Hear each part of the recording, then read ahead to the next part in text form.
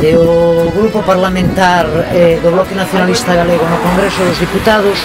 ven de presentar unha iniciativa para que o propio Ministerio de Fomento tome man de unha estrada da súa titularidade como esta, Nacional 640, porque realmente hai tramos como o que acabamos de percorrer agora, sobre todo este primeiro tramo Lugo-Meira, donde realmente o firme está moi deteriorado, donde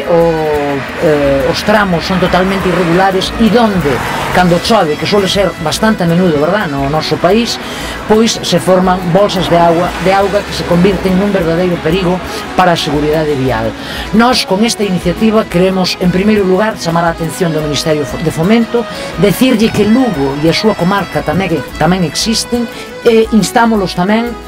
a que destinen partidas orzamentarias, as partidas orzamentarias que correspondan. Non é, por certo, a primeira vez que o facemos, xa o fixemos con enmendas aos orzamentos xerais deste ano 2013 e, polo tanto, que destinen as partidas orzamentarias correspondentes para